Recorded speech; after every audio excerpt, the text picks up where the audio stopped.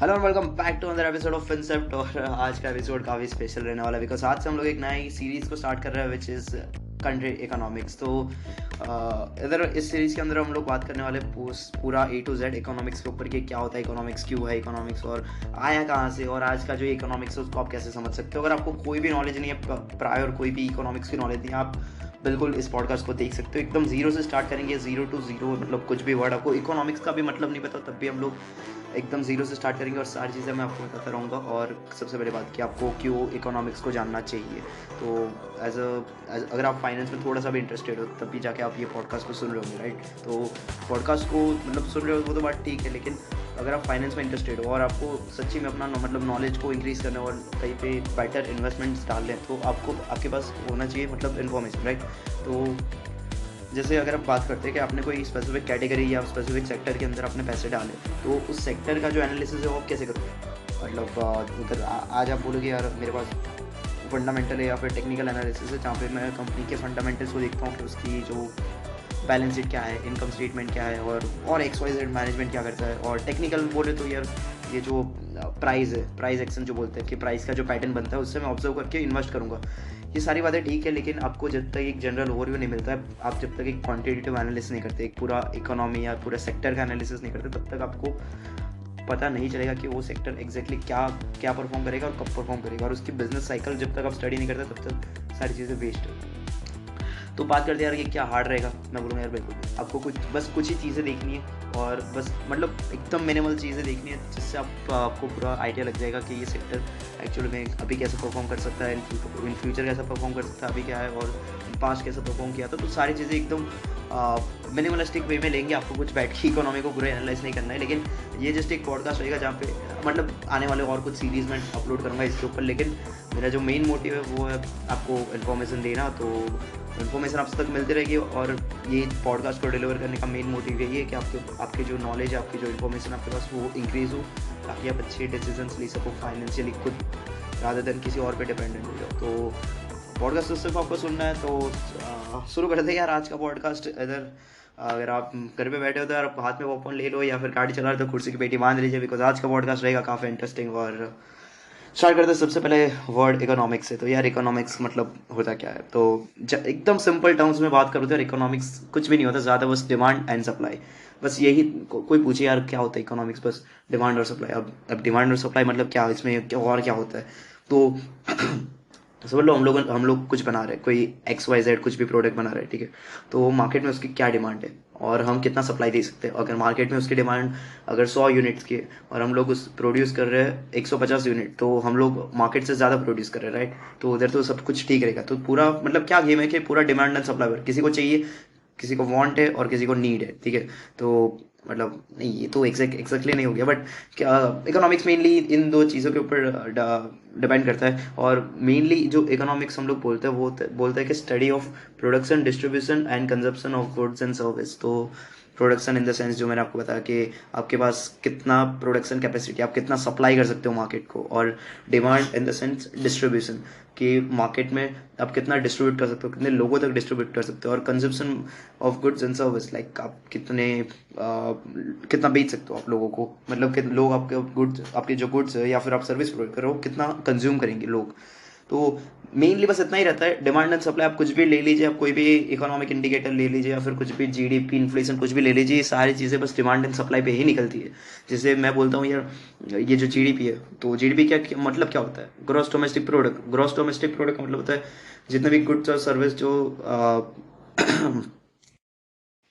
तो जी यार सॉरी यार, मैं थोड़ा सा मतलब आवाज़ अभी मेरी ख़राब है और थोड़ा सा बीमार भी हूँ, तो ये सारी चीज़ों को थोड़ा इग्नोर करते हैं ना। तो जीडीपी पे थे यार। तो जीडीपी पे बात करते हैं। जीडीपी को क्या होता है GDP, gross domestic product. Simple, आपको याद रखने की ज़रूरत नहीं, ये चीज़ें आगे आने वाले इस ब्रॉडकास्ट के हम लोग बात करेंगे, बट ये जस्ट एक मैं आपको सिंपल एग्जांपल दे रहा हूँ कि डिमांड और सप्लाई से हम लोग कैसे जीडीपी को डालते हैं। तो जीडीपी क्या होता है कि ग्रॉस डोमेस्टिक प्रोडक्ट मतलब एक मार्केट, एक फिनिश प्रोडक्ट की मार्केट वैल्यू। मतलब आप अगर मैं माउस बना रहा हूँ, ठीक है, माउस मैंने बना दिया एक कंट्री अपने पास, और एक कंट्री में बस मैं अकेला माउस बना रहा हूँ, तो मैंने अगर 1000 माउस बनाए तो उसकी टोटल वैल्यू क्या रहेगी उधर, मतलब मार्केट वैल्यू उधर जो पूरे एक कंट्री के अंदर। तो जीडीपी को हम लोग करते हैं, मेजर करते हैं एक कंट्री के अंदर, मतलब एक स्पेसिफिक बॉर्डर्स के अंदर with all the finish products. तो फिनिश प्रोडक्ट कुछ भी हो सकता है, एक माउस हो गया, एक वॉच हो गया जो आप घड़ी पहन रहे हो, आप फ़ोन जो यूज़ कर रहे हो, वो एक फिनिश प्रोडक्ट है। अगर मैं आपको डायरेक्ट फ़ोन का जो ये रबर रबर का भी कवर होगा आपके पास, तो डायरेक्ट मैं आपको रबर पकड़ा दूँ कि भाई ये लो रबर और इससे खुद कवर बना दो, तो उसको हम लोग एक फिनिश प्रोडक्ट नहीं मानेंगे, राइट। तो ये सारी तो बात मतलब बात की बात हो गई, लेकिन अभी स्टार्टिंग से अभी कुछ चीज़ें स्टार्ट करते हैं, विच इज़ इकोनॉमिक्स को इम्प्लीमेंट कहाँ से किया गया और अर्ली फॉर्म्स ऑफ इकोनॉमिक्स, मतलब इकोनॉमिक्स कहाँ से आया है, सबसे पहली बात तो आज से कुछ 1000 साल पहले, 5000 साल पहले बात करते हैं, तो जो एंशियंट सिविलाइजेशंस थी, जो मतलब जो सबसे पहले की मॉडर्न टाउन्स का जो फॉर्मेशन होना स्टार्ट हुआ, जहाँ पे हम लोग बात करते हैं हड़प्पन सिविलाइजेशन की, या फिर मोहनजोदारो की, जहाँ पे हम लोगों ने मतलब इंसानों ने देखा था कि मॉडर्न जो टाउन्स है या फिर सिटीज़ है, उनका कॉन्सेप्ट कहाँ पे रखा जाता है। जैसे उधर जैसे नए नए टाउन्स बन रहे थे, तो उधर अपने टैक्सेशन इम्प्लीमेंट हुआ, फिर उधर जो वेस्ट मैनेजमेंट का सिस्टम है वो इम्प्लीमेंट हुआ, फिर उधर गैदरिंग का मतलब उधर पूरा हुआ इम्प्लीमेंट, एंड मतलब काफ़ी सारी चीज़ें इम्प्लीमेंट हुई जो एक सिटीज़ के और टाउन के अंदर इम्प्लीमेंट होती है, जो मतलब जितना भी आज मॉडर्न फॉर्म में आप चीज़ें देखते हो, रूल्स और रेगुलेशंस, वो कहीं ना कहीं उधर से इवॉल्व हो के आपको इतना रिफाइंड देखने को मिलता है कि आज के जो भी सिस्टम्स रहते हैं। तो तो सबसे पहले बात करते हैं यार, पहले से ही बात करते हैं, मतलब जो मतलब आज से 5000 साल पहले जो सिविलाइजेशंस थी, तो उधर से मेन उधर इकोनॉमिक्स की ज़रूरत पड़ती क्यों है। सबसे पहली बात कि मतलब सभी सभी कुछ चल रहा था। अगर मैं मानता हूँ कि एक गांव है और एक उस गांव के अंदर 10 घर है, तो उस 10 घर में ठीक है सब चल रहा है, तो इकोनॉमिक्स को इम्प्लीमेंट क्यों करना पड़ा। तो इकोनॉमिक्स हम लोग मेनली मानते हैं कि जब जो ह्यूमन सिविलाइजेशन है वो एडवांस होती है, ठीक है। अब धीरे धीरे अगर एक इंसान है वो कुछ ना कुछ नया नया सीखेगा, राइट। हम लोग ने अब जैसे बात करते हैं 5000 साल पहले, तो लैपटॉप या फोन्स थे नहीं, तब तो कुछ और ही मतलब तब तो जो daily day to day life में नीड्स थे, जो बेसिक नीड्स जो बोलते हैं, दवाई हो गई, जो ट्रीज मतलब मेडिसिन हो गई, वो ट्रीज से बनती थी, और भी काफ़ी चीज़ें जो नेचर से ही हम लोग बनाते थे और नेचर में ही वापस हम लोग डाल देते थे, राइट। तो वो सारी चीज़ें जो है वो उधर भी हम लोग फिनिश गुड्स तो बनाते ही होंगे, तो उधर भी ट्रेडिंग का जो सिलसिला है उधर स्टार्ट होता है, ठीक है। मॉडर्न फॉर्म ऑफ इकोनॉमिक्स में हम लोग उधर की बात करें, तो जैसे मैंने बताया उधर पूरा जो ट्रेडिंग का सिस्टम वो सेटअप होता है। तो जैसे जो पहला घर है, मतलब हम लोगों ने माना कि भाई गांव है, उधर 10 घर है, तो अब 10 घर के अंदर समझ लो पहला घर वाला कुछ बना रहा है, दूसरा घर वाला अपना प्रोडक्ट बना रहा है, तीसरा घर वाला अपना कुछ प्रोडक्ट बना रहा है, तो हर एक बंदा अपना कुछ ना कुछ प्रोडक्ट बना रहा है, ठीक है। अब वो प्रोडक्ट कुछ भी हो सकता है, वो एक कुल्हाड़ी हो सकती है, मतलब आज से 5000 साल पहले तो यही चीज़ें काम करती, राइट। अब लकड़ी को काटना हो गया, या फिर जो स्टोरेज के यूनिट्स बनाने हो गए, जहाँ पे आप लकड़ी को रख सको, या फिर अपने जो फार्मिंग के जो पूरे इक्विपमेंट्स है उसको रख सको, या फिर जो क्रॉप्स आपने ग्रो किए उसको स्टोर कर सको। तो ये सारी चीज़ें पहले के फॉर्म में ट्रेड होती थी, लेकिन ये सारी चीज़ें ट्रेड कैसे होती थी, in the form of barter system. अब बार्टर सिस्टम क्या होता है, तो बार्टर सिस्टम में हम लोग ये मानते हैं कि भाई आपके पास अगर कुछ है तो आप मुझे दो, और मेरे पास कुछ है तो मैं आपको दे रहा हूँ। हम लोग इधर पैसे से एक्सचेंज कुछ भी नहीं कर रहे, हम लोग इधर चीज़ों से चीज़ें एक्सचेंज कर रहे हैं। जैसे अगर मेरे पास एप्पल वॉच है, ठीक है, और आपके पास एप्पल के ईयरफोन्स, आप बोलते हो यार मुझे एप्पल के ईयरफोन्स की ज़्यादा नीड नहीं है, लेकिन मुझे एप्पल की जो वॉच है उसकी ज़्यादा नीड है, तो मैं आपको वॉच दूंगा और आप मुझे ईयरफोन दूंगे। तो ऐसा वाला पूरा सीन हो जाता है, मतलब वो इन द बार्टर सिस्टम आप कुछ दो मैं कुछ देता हूँ। अगर आप मुझे गेहूँ दे रहे हो तो मैं आपको चावल दूंगा, तो ऐसे काम करता था उधर। तो ये एकदम पहले के बात कर रहे हैं, पहले के फॉर्म्स में ये सारी चीज़ें चलती थी। एंड देन आफ्टर काफ़ी काफ़ी ज़्यादा बाद पेपर करेंसीज और पेपर जो नोट्स होते हैं और जो सिल्वर कॉइन्स होते हैं, मतलब सिल्वर कॉइन्स का जो फॉर्मेशन था वो पहले आया, रादर देन जो हम लोग आज पेपर फॉर्म ऑफ करेंसी देखते हैं। उसके भी पहले की बात करता हूँ मैं, मतलब उसके बाद की बात करता हूँ। ये तो हो गया बार्टर सिस्टम के बाद हमें मिलता है एक ऐसा सिस्टम जहाँ पे हम लोग जिसको बोलते हैं हम लोग टॉली या समथिंग। टॉली आप सर्च कर सकते हो इंटरनेट पे जाके, ज़्यादा मुझे मतलब आइडिया नहीं है, लेकिन ये जो पॉडकास्ट है हम लोग रॉय रख रहे हैं, तो जितना मुझे पता है उतना ही मैं आपको बता रहा हूँ, ठीक है। तो उधर से हम लोग इंट्रोड्यूस करते हैं टॉली। तो टॉली मतलब एक ऐसा टूल था जहाँ पे हम लोग क्या करते उधर, मतलब उधर क्या करते थे कि एक जो लकड़ी का टुकड़ा है उसको, उसके ऊपर एक ट्रांजेक्शन की वैल्यू लिख देते थे। जैसे मैं अगर बोलता हूँ कि मुझे आपके पास से चाहिए 5 किलो 5 किलो सिक्के चाहिए, ठीक है, 5 किलो सोने के सिक्के चाहिए, ठीक है। बोलोगे, आप बोलोगे यार दे दे रहा हूँ मैं, लेकिन वो जो हमारी एक जो ट्रांजेक्शन हुई उस ट्रांजेक्शन का क्या प्रूफ है अपने पास। तो उसके लिए हम लोग लेते हैं एक टॉली। टॉली कुछ नहीं है, बस एक लकड़ी का टुकड़ा है। हम लोग एक लकड़ी के टुकड़े को तोड़ते हैं, ठीक है। तो सबसे पहली बात तो एक लकड़ी के टुकड़े को हम लोगों ने काटा और फिर उसको बीच में से तोड़ा। तो ऑन द वन साइड हम लोग लिखते हैं कि कुछ ट्रांजेक्शन वैल्यू, जैसे 5 रुपये हो गया, 10 रुपये हो गया, या फिर उसका नाम लिख सकते हैं। और लकड़ी को हम लोग बीच में से तोड़ते हैं, तो एक लकड़ी का टुकड़ा जाएगा बायर के पास और एक लकड़ी का टुकड़ा जाएगा सेलर के पास। तो अब बात करोगे यार ये क्या मतलब हुआ, इसका मतलब कोई सेंस बनता है? हाँ बिल्कुल बनता है, क्योंकि अगर आप लकड़ी को बीच में से तोड़ोगे तो उसका टूटने का जो बिहेवियर है वो हमेशा यूनिफॉर्म यूनिफॉर्म होगा। जैसे यूनिफॉर्म मतलब हमेशा ही अलग रहेगा उसका तोड़ने का जो पैटर्न रहेगा। बिकॉज लकड़ी जब बीच में से टूटेगी तो ज़रूरी नहीं कि हर बार सेम फॉर्मेट में ही लकड़ी टूटे। बिकॉज उसमें क्या होगा कि अगर आपने वापस घर पे गए, आपने वापस एक लकड़ी निकाली और उसी लकड़ी को वापस बीच में से तोड़ा और आपने सोचा कि भाई इन दोनों को मैं ज्वाइंट कर देता हूँ, तो ये चीज़ें ज्वाइंट, वो दोनों ज्वाइंट नहीं होगा। क्योंकि हमेशा जब लकड़ी टूटती है तो उसका फॉर्मेशन अलग अलग ही रहता है, राइट। बिकॉज आप आज आप मतलब घर पे जाके आप खुद ही ट्राई कर लेना, अगर आप कहीं पे आपके पास लकड़ी हो तो खुद ही ट्राई कर लेना। या फिर पेपर को आप बीच में से फाड़ना, जब पेपर को बीच में से फाड़ते हो तब उसका जो दूसरा हिस्सा है उसके साथ ही आप ज्वाइन कर सकते हो। आप दूसरा एक फटा हुआ हिस्सा आप उसके साथ ज्वाइन नहीं कर सकते, बिकॉज दोनों का जो फटा हुआ हिस्सा होगा वो टोटली अलग होगा, राइट। तो मतलब मानना पड़ेगा यार, काफ़ी मतलब मैंने जब ये चीज़ें पढ़ी तब मुझे भी एकदम फैसिनेटिंग लगी कि यार आइडिया तो सही है। मतलब दो लकड़ी के टुकड़ों को बीच में तोड़ेंगे तो ऑफकोर्स दोनों, तो जब ट्रांजेक्शन को चेक करने का टाइम आएगा, जैसे अब बात आई कि मुझे पैसा वापस भी तो करना है। अब मैंने 5 किलो सोने के सिक्के लिए तो वो मुझे वापस भी तो करना है। तो 5 किलो सोने के सिक्के जब मैं वापस करने जाऊँगा तो उसी लकड़ी को मैं लेके जाऊँगा और फिर उसी बंदे को मैं दूंगा। तो वो लकड़ी जब बंदा ज्वाइंट करेगा तो वो, अगर वो ज्वाइंट होती है तब जाके वो एक ट्रांजेक्शन हम लोग कंप्लीट मानेंगे, ठीक है। तो आप बोलोगे यार ये तो बहुत इनएफिशिएंट होगा, लेकिन आज से 5,000 साल पहले आप ये इनएफिशिएंसी को आप टोटली टोटली मतलब टॉलरेट कर सकते हैं। बिकॉज उस टाइम पे तो कुछ था नहीं, राइट। तो और ये 5,000 साल पहले की भी बात है। मैं ये जब ये टॉली सिस्टम की बात कर रहा हूँ तो ये कुछ 20,000 साल पहले की मैं बात कर रहा हूँ। 5,000 साल पहले तो हमारे पास एक प्रॉपर जो कॉइन सिस्टम था, जो करेंसी सिस्टम हम लोग बोलते हैं, जो सिल्वर कॉइन्स हो गए या फिर गोल्ड के कॉइन्स हो गए, वो कॉइन सिस्टम जो है वो इम्प्लीमेंट हो चुका था उस टाइम तक। तो उस टाइम पे तो हमारे पास एक करेंसी का पूरा एक था, लेकिन उसके पहले की बात कर रहा हूँ तो ये चीज़ें इम्प्लीमेंट होती थी। तो किसी भी इंफॉर्मेशन को अगर स्टोर करना था तो हम लोग उसको कहीं पे लिख देते थे, इन द कहीं पर भी, जैसे इन द फॉर्म कहीं पे पत्थर पे लिख दिया, फिर कहीं पे लकड़ी पे लिख दिया। बिकॉज पहले तो नेचर से ही हम लोग सारी चीज़ों को ऑब्टेन करते, राइट। तो ये रहता है कि अब आपके माइंड में और एक क्वेश्चन हो गया कि यार लकड़ी क्यों, लकड़ी पे हम लोग क्यों लिखते थे। तो किसी भी चीज़ को स्टोर करना, किसी भी इंफॉर्मेशन को स्टोर करना हम लोग मतलब वो चीज़ वैलिड कितना रहता है। जैसे देखो मैं आपको बोलता हूँ कि मैं आपके सामने एक पेपर का टुकड़ा फाड़ता हूँ और उसको मैं लिख देता हूँ कि ये 150 रुपये की नोट है, ठीक है। और आप बोलोगे यार क्या मजाक चल रहा है, मतलब 150 रुपये तो ये, मतलब मैं तो नहीं मानता ये 150 रुपये, ठीक है।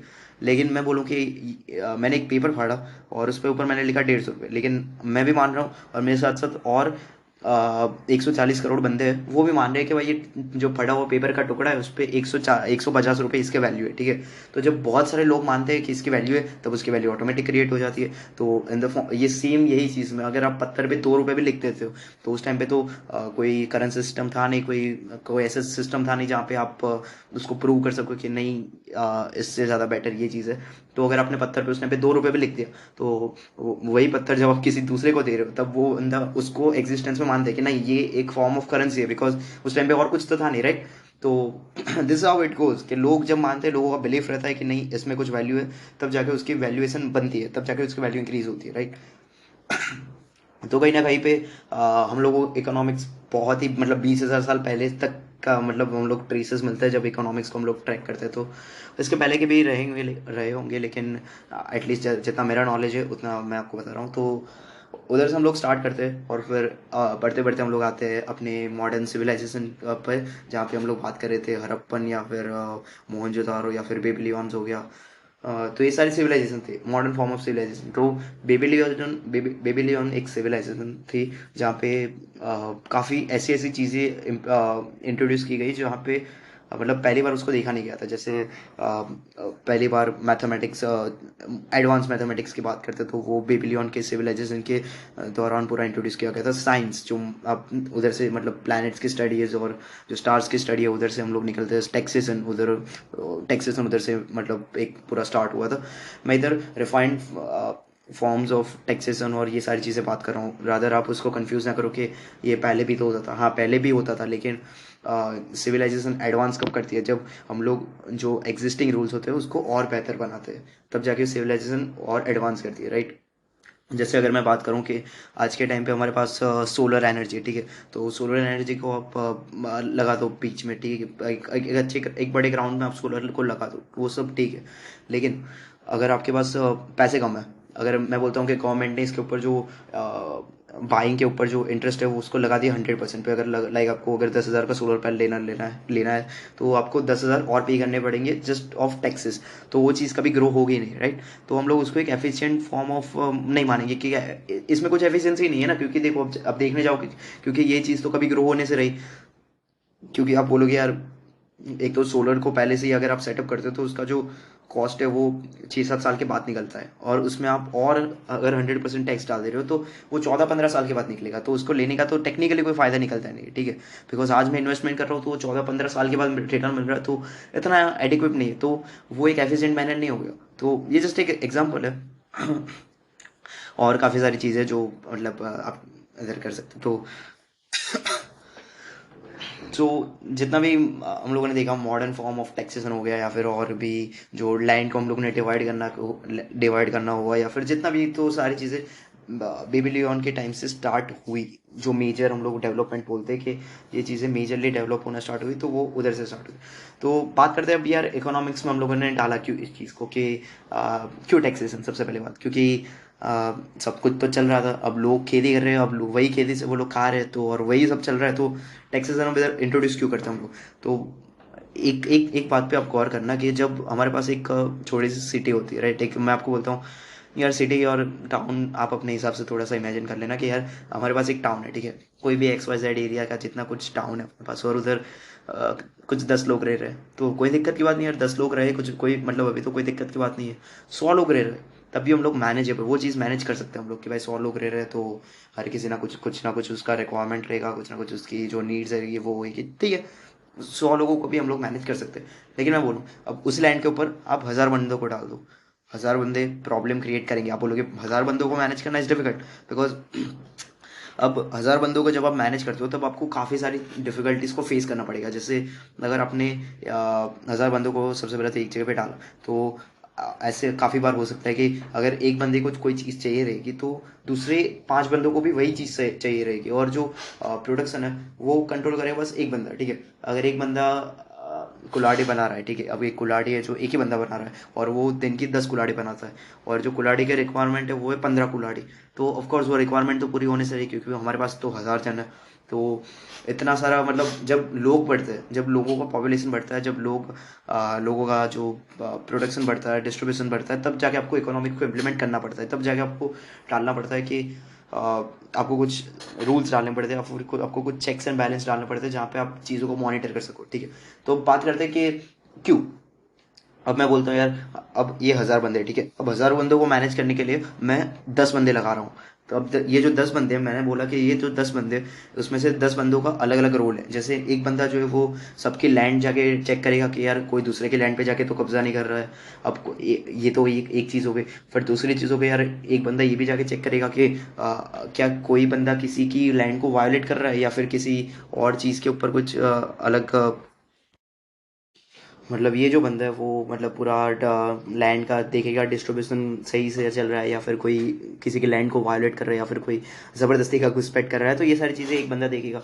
फिर एक बंदा हो गया वो पूरा जो फीडबैक है लोगों का कि क्या चल रहा है, क्या मतलब उनका whether they are satisfied with the taxes, और मतलब ये सारी चीज़ें देखेगा। तो ऐसे मैंने 10 बंदे रख लिए जो अलग अलग चीज़ों को मैनेज कर रहे हैं, ठीक है। तो इससे क्या होगा, इससे पूरा वर्किंग का जो एक पूरा वर्क फ्लो है वो एफिशिएंट बनेगा, ठीक है। और बनाई भी इसीलिए जाती है। अगर आप देखोगे पुराने टाइम में, तो ये सारी चीज़ें एकदम से इम्प्लीमेंट नहीं हुई है, ये सारी चीज़ों को इम्प्लीमेंट किया है टाइम बाय टाइम। जैसे हम लोग, इंसान क्या करता है, इंसान सबसे पहले गलती करता है और फिर उसी से सीखता है, राइट? और कभी कभार तो ऐसा भी होता है कि गलती करके भी नहीं सीखता इंसान। तो जब हम लोगों ने गलतियाँ की, जब हम लोगों को पता चला कि यार ये जो लोग बढ़ रहे हैं, जब पॉपुलेशन बढ़ रही है, जब लोग बढ़ रहे हैं, जब प्रोडक्शन बढ़ रहा है, डिस्ट्रीब्यूशन बढ़ रहा है, तो हमें प्रॉब्लम क्रिएट हो रही है। तो उसी क्रिएट की हुई प्रॉब्लम्स को सॉल्व करने के लिए हम अपना खुद का सॉल्यूशंस देते हैं। और अपने खुद के सॉल्यूशंस में हम लोग सिस्टम्स बनाते हैं। और ये सिस्टम्स कुछ नहीं है, बस इकोनॉमिक सिस्टम्स हो गया। जैसे आज के टाइम पे अगर मैंने आपको जो 10 बंदों का एग्जांपल दिया, ठीक है, अब वही चीज़ को हम लोग आज के टाइम पे अगर रेफर करें तो ये 10 बंदे और कुछ नहीं, बस एक मिनिस्ट्री हो गया। समझ रहे हो आप? तो जैसे अगर आज के टाइम पे हम लोग बात करें तो मिनिस्ट्री ऑफ फाइनेंस हो गया, मिनिस्ट्री ऑफ एजुकेशन हो गया, मिनिस्ट्री ऑफ हेल्थ केयर हो गया, मिनिस्ट्री ऑफ मेटल्स और केमिकल्स हो गया। तो ये सारी चीज़ें जो है वो मिनिस्ट्रीज के अंदर आती है। तो ये मिनिस्ट्री क्या करता है? मिनिस्ट्री बेसिकली ये चीज़ें चेक करता है कि क्या सारी चीज़ें बराबर चल रही है, क्या टैक्सेस क्या चल रहा है, उधर का रेवेन्यू क्या है, उधर का प्रॉफिट लॉस क्या हो रहा है, उधर जो इंडस्ट्रीज है वो प्रॉफिटेबल है या फिर रिक्वायरमेंट क्या है इंडस्ट्रीज के, वो फुलफिल करते हैं। मतलब जो मैनेजमेंट होता है पूरा मिनिस्ट्री करता है, ठीक है। तो आज के टाइम पे हम लोग पूरी की पूरी मिनिस्ट्रीज बना रहे हैं उसके लिए, लेकिन इन द एंशिएंट फॉर्म ये चीज़ें कुछ लोग ही मैनेज करते थे, और उस टाइम पे हम लोग मिनिस्ट्री नहीं बोलते थे इन चीज़ों को। बट ऑब्वियस ये तो चीज़ है, हम लोग मिनिस्ट्री उधर नहीं बोलते, लेकिन हम लोग बोलते हैं यार कि ये जो चीज़ है वो उसको मैनेज करने के लिए हमें कुछ लोग चाहिए, और वही लोग जाके आगे जाके वही चीज़ों को मैनेज करें, ठीक है। और फिर जो एक मेन डिक्टेटर होता था, मतलब का जो किंग बोल सकते हैं हम लोग, तो सारा जो टैक्स रेवेन्यू है जो कलेक्शन किया होता था तो सारा किंग के पास जाता था। और अब लास्ट में वो किंग का डिसीजन होता था कि उससे क्या करता है। तो किंग जो होता है वो अपने जो डिफेंस हो गया, जो मिलिट्री हो गई उधर की, तो उन सारी चीज़ों को स्ट्रॉन्ग करेगा। ऑब्वियस सी चीज़ है, बिकॉज अगर किसी ने हमला कर दिया, समझ लो आपके किंगडम, मतलब किंग के किंगडम पर हमला कर दिया किसी ने, तो ऑब्वियसली उस समय क्या कर सकता है वो बंदा? कुछ भी नहीं। मतलब अगर उसके पास अच्छी खासी अगर पूरा ट्रूप्स है और पूरी सेना है तो उधर वो अपने आप को डिफेंड कर सकता है। तो आज के टाइम पे भी सारी चीज़ें आप देखोगे तो रिलेट करते जाना, ये सारी चीज़ें आज के टाइम पे भी रिलेवेंट है। अगर आप देखोगे तो जो कॉर्पोरेट टैक्स कलेक्शन होता है, जो टैक्स, मतलब आज के टाइम पे तो टैक्स कलेक्शन के इतने सारे मतलब सोर्सेज हो गए और कैटेगरीज हो चुके हैं। जैसे इनडायरेक्ट टैक्स हो गया या फिर डायरेक्ट टैक्स हो गया, काफ़ी सारी चीज़ें हो सकती हैं। इन सारी चीज़ों के ऊपर भी बात करेंगे, लेकिन आने वाले कुछ एपिसोड्स के ऊपर बात करेंगे। ये सारी चीज़ों को हम लोग मॉडर्न फॉर्म में इकोनॉमिक्स मानते हैं, क्योंकि जब लोग बढ़ते हैं तो इकोनॉमिक्स की कॉम्प्लेक्सिटी भी बढ़ती है। इकोनॉमिक्स बस कॉम्प्लेक्स होता रहता है जब लोग बढ़ते हैं। जितना कम लोग होंगे उतना ईजिली इकोनॉमिक्स वर्क करेगा, और उतनी कम कॉम्प्लेक्सिटी के साथ कम करेगा, वर्क करेगा। आपको बस इतना समझ लेना है, ठीक है। तो पिछले टाइम की बात करें तो जो राजा था वो पूरा जो उधर की जो प्रजा होती है उसका पूरा टैक्स कलेक्शन, उसका जो रेवेन्यू होता है उसको डिफेंस पे, मिलिट्री पे खर्च करता था, ठीक है। आज के टाइम पे हम भी वही कर रहे हैं। हमारा जो कॉर्पोरेट टैक्स हो गया या फिर जो कंज्यूमर टैक्स हो गया जो हम लोग पे करते हैं, तो ये सारा जो टैक्सेस होते हैं उन टैक्सेस से डिफेंस के अंदर भी हम लोग अपना जो एक्सपेंडिचर वो खर्च करते हैं, ठीक है। तो इंडिया आज के टाइम पे मैं बात करूँ तो अपना 4% तक जो जीडीपी होता है, जीडीपी कुछ नहीं, मतलब मैं बोलता हूँ पूरे इंडिया की जो वैल्यूएशन है, पूरे इंडिया की एक वैल्यूएशन निकालते हैं। तो पूरा इंडिया की वैल्यूएशन निकलती है $3.7 ट्रिलियन। अब आप बोलोगे कौन निकाल के दे रहा है ये चीज़? तो जैसे मैंने आपको बताया, जीडीपी हम लोग उस चीज़ को बोलते हैं जो एक फिनिश प्रोडक्ट होता है, फिनिश गुड होता है, ठीक है। तो मैंने जैसे बोला माउस, तो माउस अगर 100 रुपये का, और ऐसे मेरे पास 10 माउस है, और कंट्री में मैं अकेला बनता हूँ, तो 10 माउस है मेरे पास, एक माउस हो गया 100 रुपये का, तो पूरे कंट्री की वैल्यूएशन हो गई 1000 रुपये। जीडीपी हमारी हो गई 1000 रुपये बस। तो हमारी कंट्री के अंदर जितने भी फिनिश गुड्स एंड प्रोडक्ट्स हैं उन सबकी वैल्यू निकाले हम लोग, तो निकल के आते हैं $3.7 ट्रिलियन। तो हम लोग ये भी मान सकते, इन सारी चीज़ों को हम लोग आगे बात करेंगे, बट अभी कुछ बात करने का सेंस बनता नहीं है। तो जीडीपी का समझ लो कि टोटल एक कंट्री की वैल्यूएशन हो गई तो $3.7 ट्रिलियन, ठीक है। तो हम अपनी जीडीपी का 4% जो हिस्सा है वो मिलिट्री पे खर्च करते हैं, और पुराने फॉर्म में भी यही करते थे। इनफैक्ट पुराने में जो टाइम था उधर तो राजा जो होता है वो ज़्यादातर अपना पैसा मिलिट्री पे ही स्पेंड करता है, बिकॉज उस टाइम पे उस टाइम पे क्या रहता था, पूरा मतलब फॉर्मेट क्या रहता था कि कॉन्कर करो लैंड को कब्जा हो, लैंड पे जो लोगों को पूरा सेटलमेंट करो, और हो सके तो उधर एक पूरा स्टार्ट कराओ, मतलब पूरा लैंड को कल्टीवेशन हो गया, या फिर लैंड पे कोई क्रॉप ग्रो करना हो गया, उधर का पूरा एरिया जो डेवलप करना हो गया। तो ये सारी चीज़ें उस टाइम पे लोग करते थे, और राजा करता था, इन द सेंस के जब उसको अपना एम्पायर बड़ा करना था। और तो मतलब बात करें यार, ये तो बहुत सारी बात की थी हम लोगों ने, मतलब पुराने टाइम की। तो अ, उधर के टाइम से इकोनॉमिक्स इवॉल्व करता गया। तो in the most modern form हमें ये सारा तो हो गया यार, ये जो मतलब टैक्स कॉइन्स और ये सारी चीज़ें हो गई। लेकिन अब बात करते हैं पेपर करेंसी के ऊपर। तो हम लोग आते हैं और आगे, इन द 17th सेंचुरी में आते हैं, 7th सेंचुरी में आते हैं। तो जो पेपर करेंसी है वो सबसे पहले जो उसका जो डेवलप फॉर्मेशन हुआ वो था ट्यांग डायनेस्टी के अंदर, चाइना के अंदर। तो चाइना में सबसे पहले पेपर करेंसी को स्टार्ट किया गया, जिसको हम लोग फ्लाइंग मनी के फ्लाइंग मनी जो एक वर्ड होता है उसके थ्रू भी हम लोग रेफर करते हैं कि और फिर मतलब वो जो पेपर करेंसी है उसको हम लोग मानने लगे यार ये जो पेपर का टुकड़ा है उसको मैं मानता हूँ कि इसकी इतने वैल्यू है और इतने वैल्यू पे हम लोग ये जो प्रोडक्ट है उसका एक्सचेंज कर रहे हैं, ठीक है। तो उधर से एक पेपर करेंसी का जो पूरा सिस्टम है वो स्टार्ट हुआ और ये अर्ली 7th सेंचुरी की बात है। और फिर उधर से पूरा जो एक मनी फॉर्म है जो पेपर करेंसी आज हम लोग यूज़ करते हैं मतलब वो चीज़ें भी डेवलप होती गई। सॉरी। तो यार मेरा हिस्ट्री इतना भी ज़्यादा पावरफुल नहीं है लेकिन जितना मुझे पता है वही चीज़ें मैं आपको बता रहा हूँ। आप ऑब्वियसली अपने एंड से जाकर रिसर्च कर सकते हो लेकिन कोई इन्फॉर्मेशन आपको गलत तो नहीं मिलेगी इधर बट कम ज़रूर मिल सकती है शायद बिकॉज यार मुझे तो इतना ही पता है, ठीक है। सो मतलब उधर से पूरा पेपर्स का करेंसी का सिस्टम स्टार्ट हुआ और देन आफ्टर और सबसे और एक बात फिर मुझे क्लियर करनी है कि मैं ये चीज़ आपको क्यों बता रहा हूँ कि मेरे पास थोड़ी सी नॉलेज कम है बिकॉज मैं जो चीज़ आपको बता रहा हूँ वो एकदम point ditto point two point नहीं होगी। ऑफकोर्स ये मेरा जो जैसे मैंने समझा चीज़ों को उस तरीके से मैं आपको बता रहा हूँ और मेरे लिए जो चीज़ इंपॉर्टेंट थी उसको मैंने याद रखा और उसको ही मैं आपको ट्रांसफर कर रहा हूँ कि ये चीज़ें इंपॉर्टेंट है तो वही चीज़ें मैं आपको ट्रांसफर कर। बिकॉज देखो हिस्ट्री में क्या होता है जब आप हिस्ट्री में पीछे जाते रहते हो तो आपको बहुत सारी डेट्स और बहुत सारे नाम डेट और काफ़ी सारी चीज़ें मिलती है जो बिना काम के रहते हैं। आप बोलो आप मुझे अब ये चीज़ बताओ कि आप डेट्स याद रख के क्या कर लोगे। अब मैं भी डेट्स तो मुझे भी याद नहीं है, ठीक है। तो मैं ज़्यादातर डेट्स को याद रखता नहीं हूँ और मतलब जो उसका मीनिंग याद रखता हूँ मैं यार कि वो जो पूरा उधर की वो जो करेंसी सिस्टम है जैसे करेंसी सिस्टम स्टार्ट क्यों होता है उधर प्रॉब्लम क्या थी उसके पहले। तो ये सारी चीज़ें आपको याद रखना ये सारी चीज़ें आपको पता होना चाहिए। याद रखने की बात नहीं बट ये सारी चीज़ें आपको पता होनी चाहिए। अगर आपको बस डेट्स याद रखो या फिर किसी का नाम याद रखो तो वो ज़रूरी नहीं है, ठीक है, इतना ज़्यादा। तो मैं मेरी एंड से चीज़ों को आपको बताऊंगा लेकिन डेट्स अगर आगे पीछे हो तो वो ज़्यादा माइंड मत करना उस चीज़ों को लेकिन ज़्यादातर आपको कॉन्सेप्ट के ऊपर ध्यान देना है कि कॉन्सेप्ट कैसे इवॉल्व हो गए ओवर द टाइम। तो अब करेंसी सिस्टम हमें मिल चुका है, ठीक है। अपने पास पेपर फॉर्म ऑफ करेंसी आ गया और अपने पास अब एक छोटे मोटे मतलब जो ट्रेड्स है गुड्स है सारी चीज़ें डेवलप होना भी स्टार्ट हो चुके हैं आज के टाइम पे। मतलब इन द अर्ली 1600 सेंचुरीज की बात कर रहा हूँ मैं। 1600 में हम लोग बात करें तो काफ़ी चीज़ें डेवलप हो चुकी थी उस टाइम पे लेकिन अब बारी थी कुछ नई चीज़ की। एक ऐसी चीज़ जो पूरी दुनिया का नक्शा बदलने वाली थी और पूरी दुनिया को ट्रांसफॉर्म करने वाली थी। एटलीस्ट पूरी दुनिया को नहीं तो उस कंट्री की इकोनॉमिक्स को ट्रांसफॉर्म करने वाली थी और ये चीज़ें इम्प्लीमेंट और ये चीज़ों का नाम है यार मार्केट्स। तो 1600 सेंचुरीज से मार्केट्स इंट्रोड्यूस्ड हुए गए और मार्केट्स इन द सेंस कोई भी मार्केट हो सकता है जैसे स्टॉक मार्केट हो गया या फिर का बॉन्ड मार्केट हो गया different type of currency market हो गया। काफ़ी ज़्यादा मार्केट्स होते हैं लेकिन हम लोग जो इधर मेन फोकस है अपना वो है स्टॉक मार्केट के ऊपर। तो 1600 में सबसे पहले स्टॉक मार्केट की शुरुआत होती है और स्टॉक मार्केट काफ़ी ज़्यादा चीज़ों को बदल देने वाला था बिकॉज स्टॉक मार्केट एक ऐसी चीज़ थी जहाँ पे लोग अपने जो स्टॉक्स है उसको ट्रेड कर सकते थे, राइट। ऑब्वियसली आपको पता ही होगा बट नहीं पता आपको अगर आप एकदम बेसिक से सीख रहे हो तो स्टॉक मार्केट में आप बेसिकली किसी भी आप कोई भी कंपनी को बाय कर सकते हो और सेल कर सकते हो उसके शेयर्स। अब वो एक शेयर कितने का भी हो सकता है। वो शेयर 1 रुपये का भी हो सकता है और रेंजिंग 1 लाख 1 करोड़ का भी हो सकता है वो शेयर, ठीक है। तो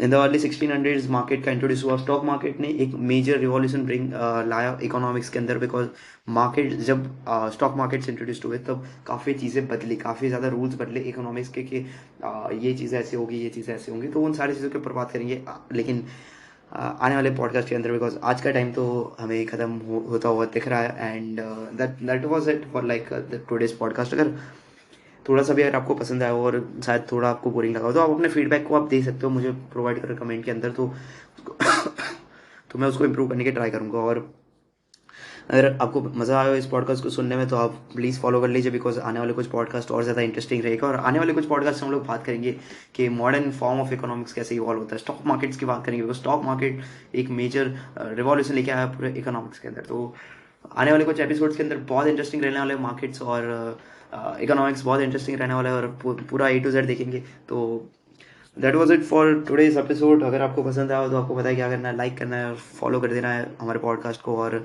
थोड़ा सा भी पसंद आया हो तो आप जाके फिनसेप्ट ऐप को डाउनलोड कर सकते हो। फिनसेप्ट आपको देता है 16% return per annum which is higher than अगर आप किसी भी मार्केट को कंपेयर करो तो 16% काफ़ी ज़्यादा है इन कंपेयर टू FD।